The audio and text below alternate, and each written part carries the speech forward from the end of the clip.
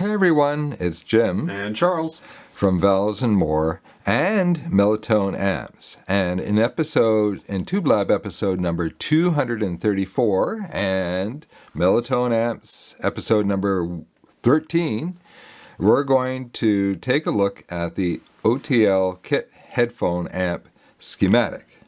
And I'll talk a little bit more in a minute about what we're going to get into. But first, caution everyone, electronics and tube amplifiers can have very high voltages present, which can be lethal. Exercise extreme caution when working around them. Always consult a professional technician when in doubt. Today will be a joint episode shared by both our channels. Everyone is going to join us as we review the new modern line OTL headphone power amp schematic. That's a mouthful. Yeah, it was. And talk a bit about how it works. Then the MTA viewers will break off as we explore the design a wee bit more in depth, including the secrets of why it sounds so good. And Tube Lab viewers will get a chance to see some rare tubes that Charles has sourced, and this week we're going to put a popular power tube on sale. Okay, so first off, what in the heck is OTL? Well, we touched on that, I think, in a few episodes going back quite a ways. I think the last time we talked about it was episode 191. And OTL is just output transformerless. And what that means, well, I'll show you in a minute when we get to the schematic. But basically, there's no transformer in the design other than on the power supply side. And even there, in some cases, well, I guess a switch mode power supply it'll have some sort of transformer in it, yeah. But essentially, you're not using a transformer to couple your output stage with an OTL design. Okay, so all great sounding amplifiers, whether they're preamps, power amps, or something in between, like an integrated amp, all start with a rock solid, well-designed power supply. Now, this is boring as heck, so we're not going to spend too long on this schematic. But now that the headphone kit amp is actually, the design's complete, and we're just about done the PCBs. Yeah, so we'll be ordering the PCBs in the next few days, and hopefully within a couple of weeks we'll have the manufactured prototype built, and then if that's successful, then we'll be releasing to test builders. So that's what really kind of drove us to talk about the circuit in more detail. And on the note of test builders, we actually still have some space. So if you're interested, to drop us a line, send us a message to the Mellow Amps website, and we'll get back to you. Oh, and there's some guidelines for being a test builder. We'll put the link for it below the video. Okay, so back to today's normally scheduled program. So you've got a transformer. In this case, we use a universal type like we do on all our amps, so it can handle any voltage region in the world, any mains voltage region. We take that transformed AC voltage and we rectify it so that we have DC. We filter it. With a lot of filter stages. A lot of filter stages. Now, you might think, couldn't you just have gotten rid of one of these filter stages? And the simple answer is no. And the reason why we can't is because we tried it. And you got to remember, a headphone amp of any kind, it doesn't matter if it's solid state or tube-based, as in this case, has the speakers literally sitting on your ears, sometimes in a fully enclosed cup, which excludes all exterior noise or a lot of it, or an open-backed, which still has the speakers sitting on your ears, means that you hear everything. It's one of the superpowers of a headphone system is that you've got an intimate listening experience in a quiet room environment. But it's also a curse, because if there's any problem in the system whatsoever, whether it's a mediocre recording, a noisy tube, Yeah, it doesn't matter. You're, a noisy power supply, which is what we were just talking about. You will hear it, and you will hear it intimately, and you just won't stand for it. So, power supply filtering is absolutely critical to getting a low noise circuit. Now, this is the meat of the power amp itself. There really isn't a whole lot to it. No.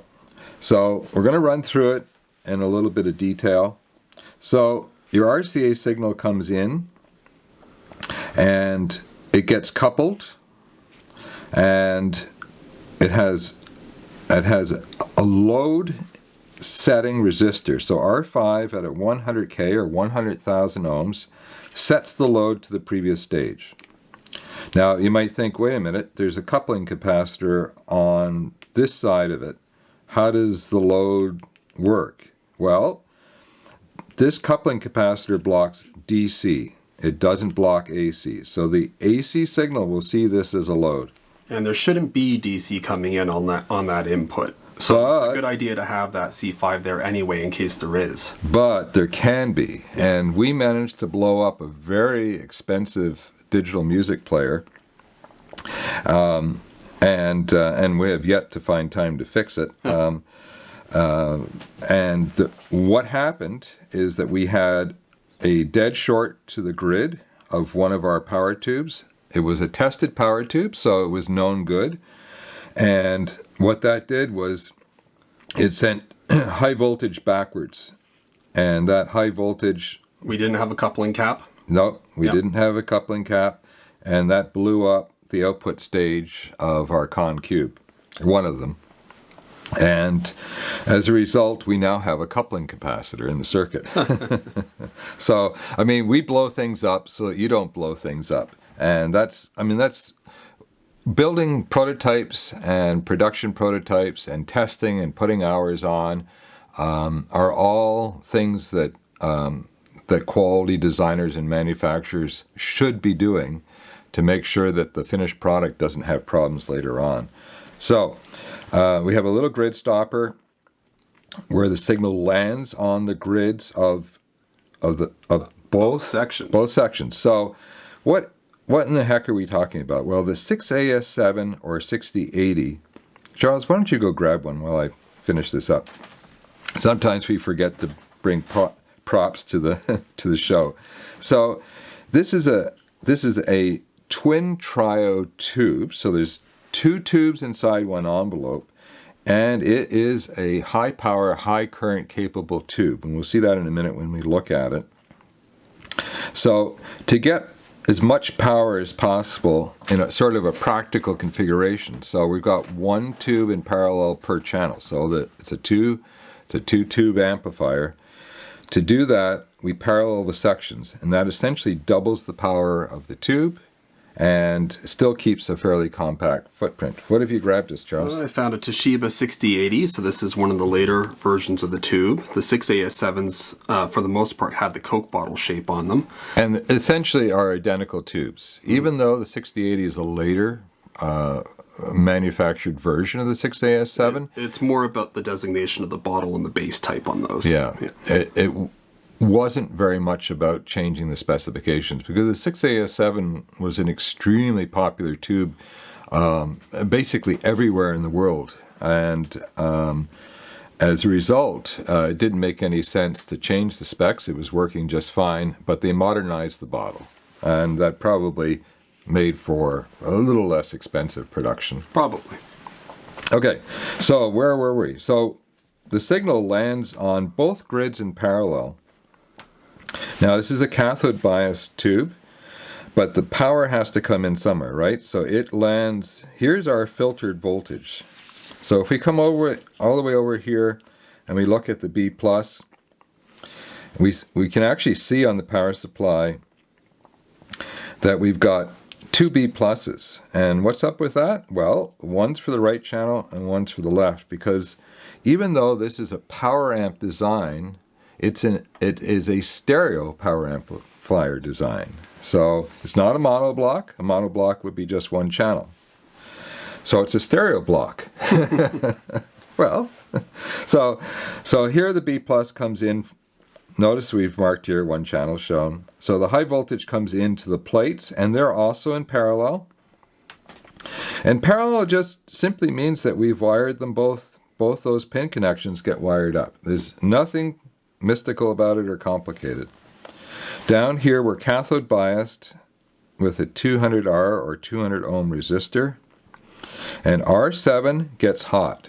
And it very hot. It gets damn hot. It gets so hot that in a minute we're going to look at what we have to do to keep it cool enough to operate.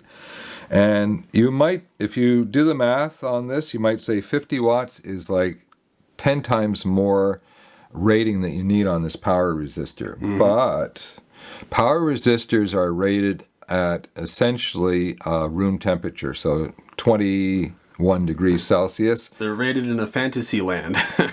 Yeah, and a lot of power devices, whether they're solid state or tube-based, are and even very modern power devices like MOSFETs will have two ratings on them. One will be a rating for room temperature, 21 degrees Celsius, which, unless you've got some sort of supercooling device attached to it, is impossible to maintain.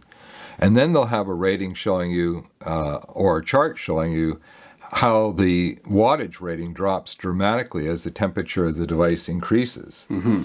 So one way to combat this, well, a couple of ways to combat this are to heat sink the product, which we've done in this case, to overspec the actual power resistor dramatically, which we've done again in this case, and to suck that hot air out.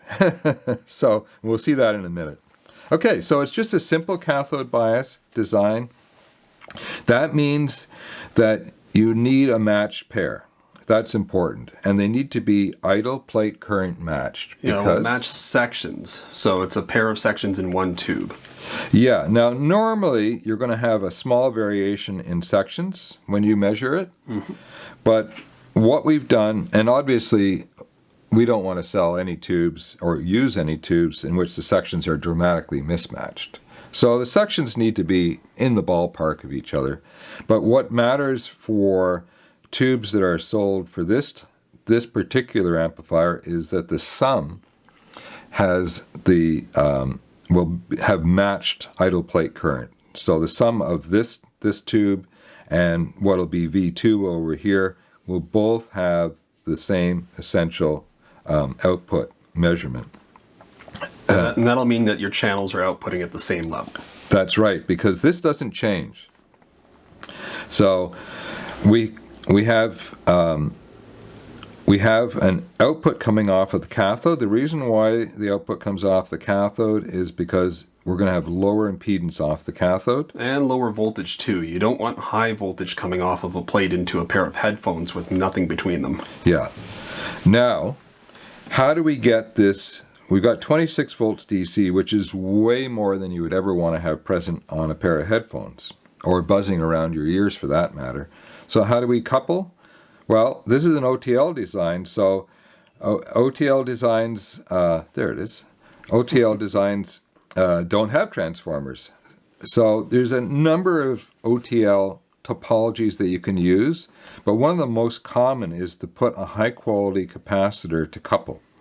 Now, this is a non-polarized MKT type, so it's a big honking capacitor. You could use an electrolytic like these over here, these big 390 microfarads. And they're considerably less expensive, but they aren't really designed for audio use, not in this way anyway.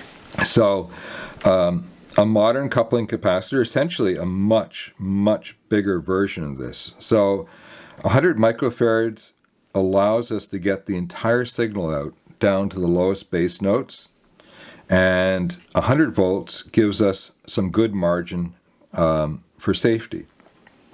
So we're coupling through a capacitor, and this is a depiction of the 1/4-inch TRS jack. In this case, we're showing the left channel, so that's the contact we're showing.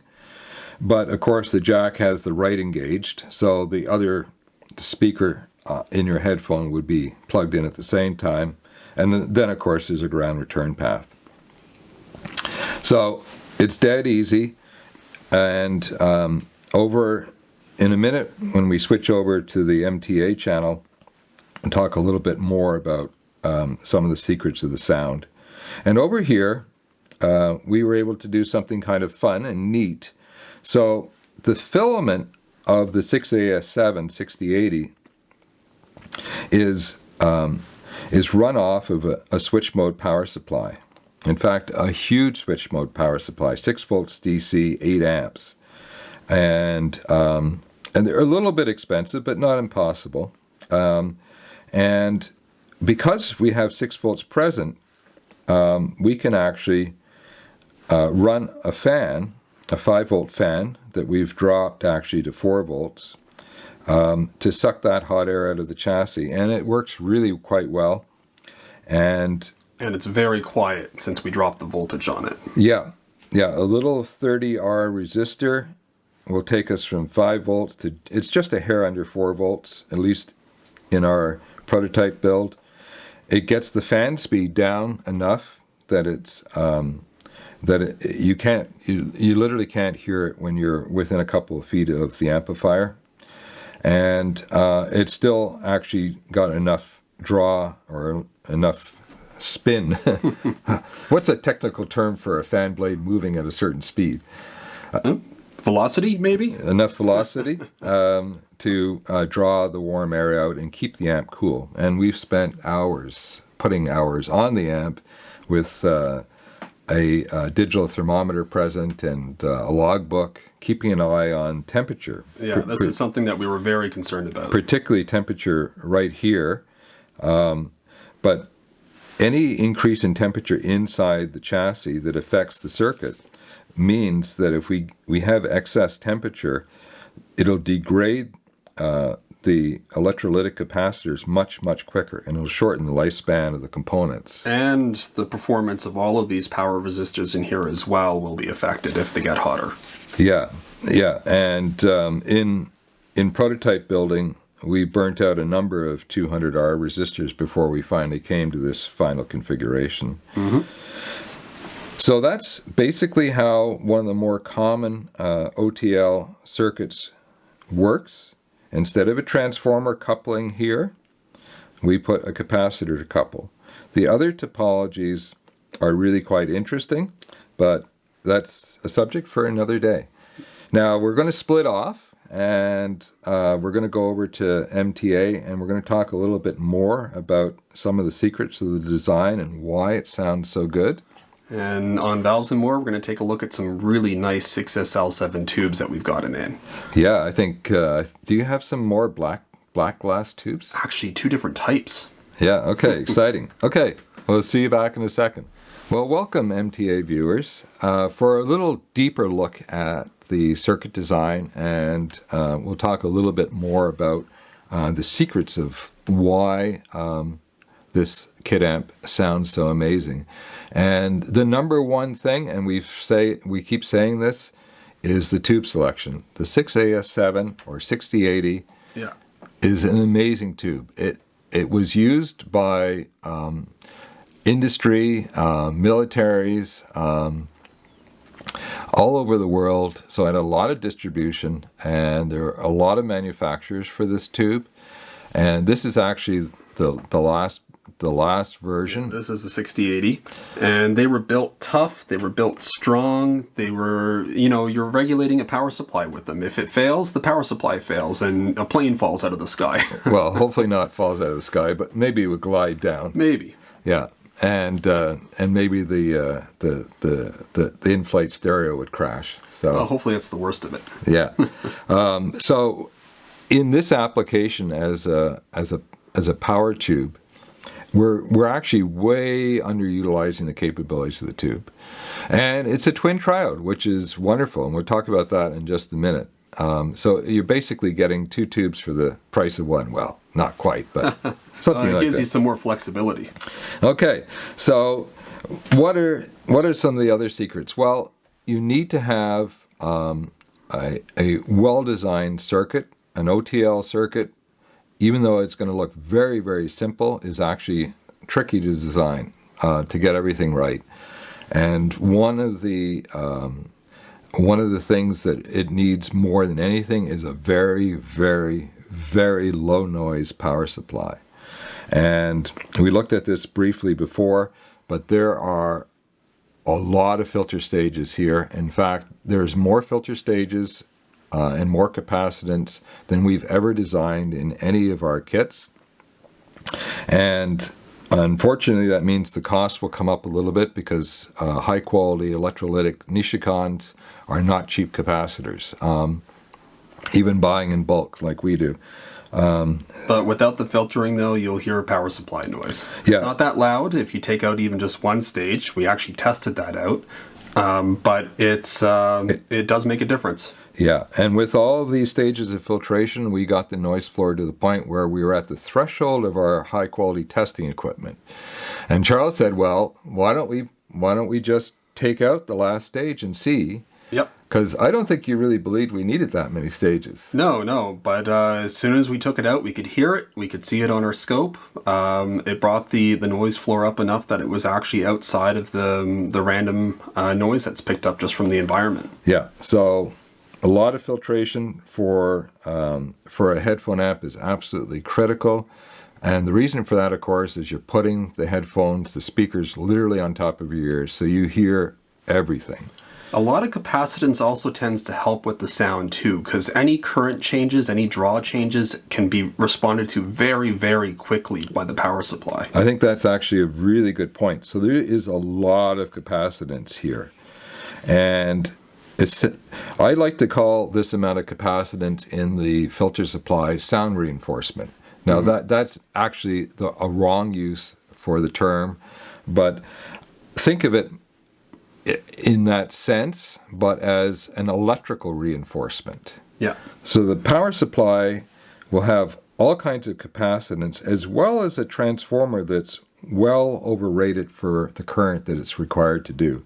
In fact, oversizing a transformer is one of those secrets that cheaper manufacturers, even if they're aware of it, will completely ignore, because a bigger transformer Costs more money. And here, we're using a toroidal transformer that is it's just a wonderful device. They're not cheap, but the sound demands it. Okay, so in the circuit, we were talking earlier about the 6AS7 and how important it is to choose a good tube. And this is a great, great tube. But it's actually two tubes in one envelope. So in order to improve the circuit, we've actually paralleled them. And parallel just means we take the two tubes and we treat them as though they're one tube, right?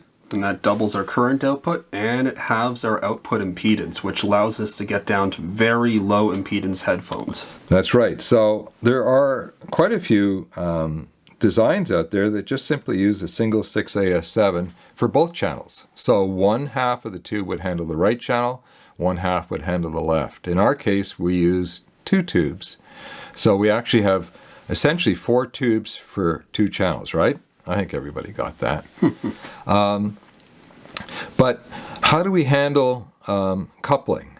Because there is no transformer here. Well, that means finding a coupling capacitor. Now, there's a number of topologies for OTL design, so you don't need to jump into the comments with a big dissertation on all the different options. Today, we're focused on capacitor coupling. And the OTL stage. And in this case, we use a huge coupling capacitor. That's this guy right here. Now, we did listening tests to see if we could find something that we really liked, and we got really lucky. We're buying directly from the manufacturer. They ship promptly. They're not cheap, but they're reasonably affordable capacitors, and most importantly, they test and sound really good. Now you can see here that we're actually matching them. It's not critical that we match the output. In fact, these are all really very tight. I do it just partly because I want to make sure they're on spec. And once you start testing one in an order, you just it's not You just do them all. You can't stop. So you can see we're at 99.4 microfarads instead of 100. This value here only has to be in the ballpark for this stage to couple all the low frequencies properly. And the reason for that is because it's designed to have a wider audio band than is needed. And that's really important with coupling capacitors. Unless you're trying to actually filter out certain frequencies, you want to actually have a wider frequency range for your couple than you need. That way there's no accidental filtering going on. And that's really important to maintaining your low end, your low frequencies on the output. And the reason why this coupling capacitor is so bloody big and needs its own cradle is because of the capacitance. When you get a non-polarized capacitor up to 100 microfarad, they physically get bigger. Now, Charles, you've got this coupling capacitor here. Yeah, it's just a little bit smaller. And it's only 1 microfarad. Now, it's 250 volts, so it's 2.5 times the voltage rating. But it's the capacitance that determines the size of these non-polarized capacitors. And that's actually a Vichy. That's the one that's actually used here. And coupling capacitors make a difference. But you don't need to spend huge amounts of money putting an exotic coupling capacitor in to get really good electrical properties. So it handles all the frequencies required without any loss or addition.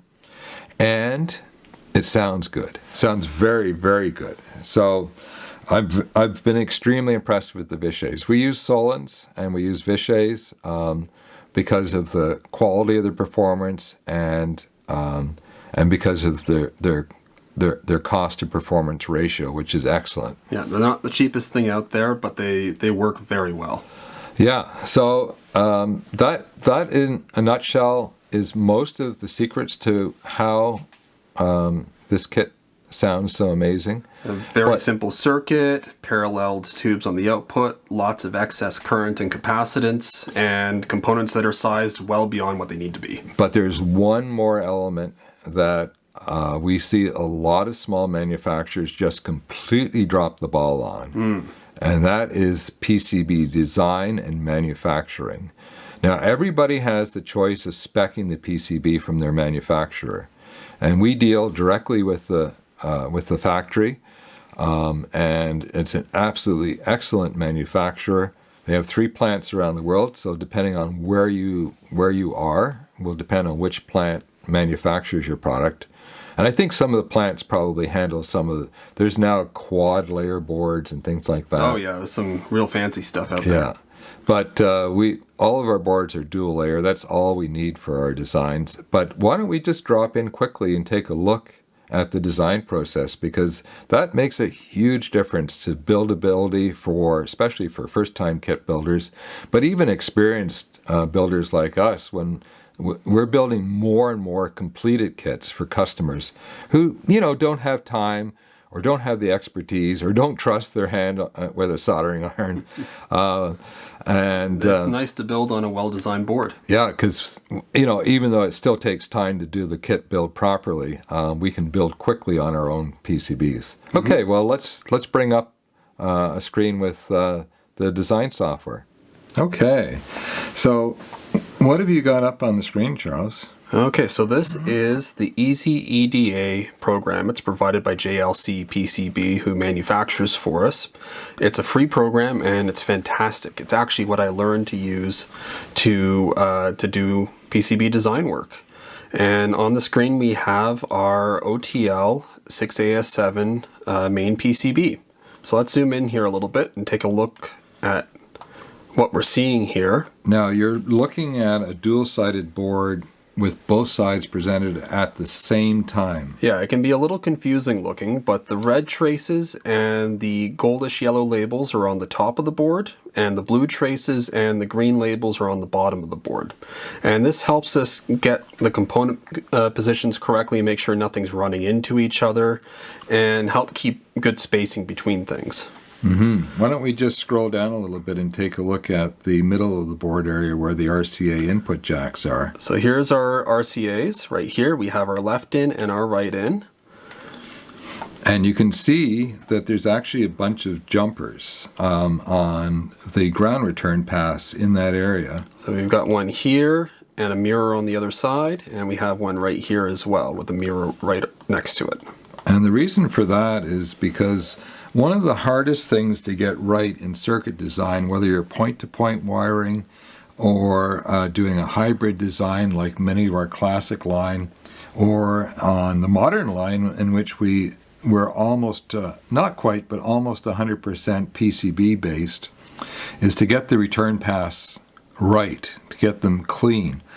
And especially around sensitive circuit areas, like the shield of the RCA cable, which also acts as a return path, and the return path for your headphone jack. If we scroll down, we can actually see where the jack connects up to on the board. It comes in right here and then follows that red trace on the top of the board all the way down to here. So we have a very good idea as to how the best return path is going to be. Charles is going to scroll the screen down just a little bit more, but we're not 100% sure. So what we do, particularly with most of our modern line, well, all of our modern line builds, is that we build in some options. So in this case, we've built a bunch of jumpers in place that will most likely all be connected up with a simple bare piece of 22 gauge wire soldered to those jump pads. But when we build the first manufacturing prototype, we're going to actually put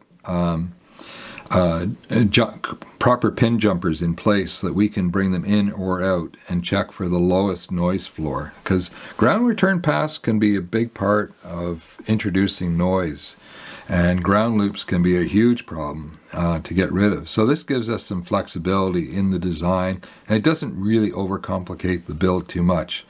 And most importantly, it avoids, hopefully, the possibility of having to reorder the board. Yeah, it's never nice whenever you have a board that has an issue on it and it just doesn't work out. That it can't be fixed. It doesn't happen often to us, but it does happen.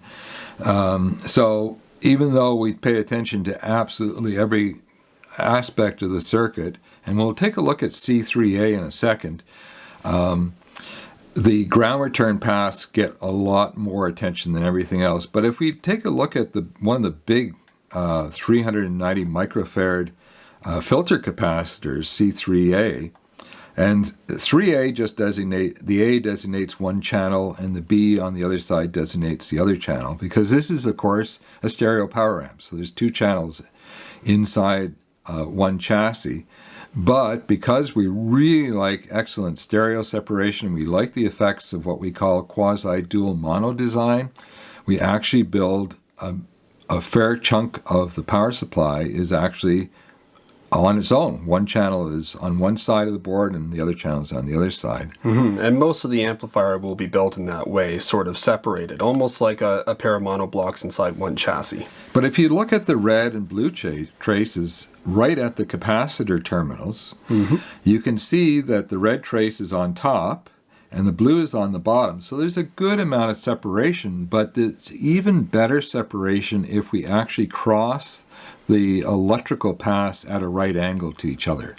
So we try not to run anything parallel for any great length of time.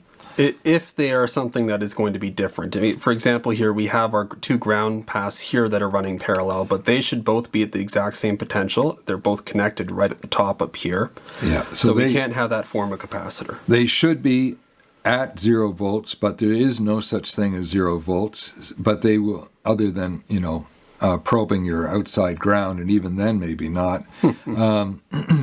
But they'll be very, very close to 0 volts. So they can run parallel to each other without a problem. But anything that's got high voltage on it will have a field around it. That's how electricity moves.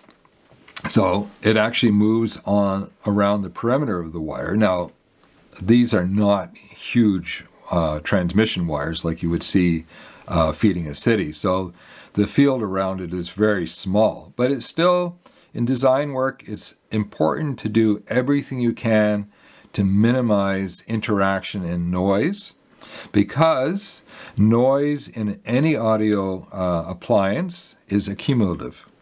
And it's really tough after the initial filter stage to get noise out of a system. So you don't want to put it in the first place. So attention to detail is very, very important, and we spend hours. Yep, rerunning traces, changing topologies, just trying to get the best we can out of every PCB that we build. Yeah, and we do 3 complete circuit reviews before we actually order the board. And our rule is if we make a change to the circuit, we actually have to do the review over again. Yeah, so. It's too easy to make a mistake and miss a connection somewhere or have something connected in the wrong spot. So the other neat thing that we can do with this program, other than viewing the PCB like this, is actually view a 3D render of it. So let's go ahead and pop over here, and we can get a preview of what the board's actually going to look like. And this helps a lot for designing the labeling of the board. And labeling may not seem to be very important, but we've learned over the years that to try and help builders avoid mistakes, the better the labeling that we can come up with, the better the result for builders, particularly first-time builders. And a badly labeled board is really just not fun to build on. Yeah. So people have always commented on our high-quality boards, and that's just one aspect that really stands out. The other is just the quality of the boards. You can order cheap boards from any manufacturer, and you get a cheap board.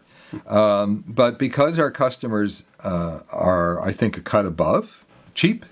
In fact, they want high quality audiophile sound, and they also don't want a crappy looking product. We put effort into actually the quality of the finish. So Charles, if you scroll up, you can actually show off how we finish the corners. One of the first things I look at on commercial boards is, did they round over the corners? And you wouldn't believe how many high-end PCBs don't have corners rounded over. They use a square corner, which frankly, they're sharp. They're sharp. You get cut on them, and they don't look good in the chassis. Why in the name of good design would you not round over a corner? Especially when it's free. Yeah, that's right. The manufacturer just does that. Charles shows them a round corner, and they're computer-coupled manufacturing machines. Just cut the round corner. Cut a round corner. And the other thing that I think is not that well understood is that there are at least 3 tiers of manufacturing. So there's the basic cheap board, and then there's sort of the average board, and then there's a really high quality version. Well, we order the high quality version. So we go with the thickest base material. So our boards are a full 2 millimeters thick. When applicable, we use very heavy trace material, which costs money because it's copper. And as we mentioned, we also invest a lot of time in high quality labeling, and everything matters, and all of that really pays off in the end for a good looking, great sounding circuit. And for first time builders, it makes it a lot easier for them to get into the hobby, not make mistakes on that first build. I remember when I first started building, I just presumed I was going to make a mistake somewhere, but I didn't have high quality PCBs to work off of. I was doing lots of point to point wiring, and it's really easy with point to point wiring to make mistakes. Even if you know what you're doing, it's still easy to make mistakes. So with a PCB, you move along quickly, accurately, and in many ways, it's actually superior to a point-to-point wired circuit, if it's well designed. Anyways, hopefully you enjoyed a little tour of circuit design. And this is Jim. And Charles. Signing off. Carry on listening, everyone.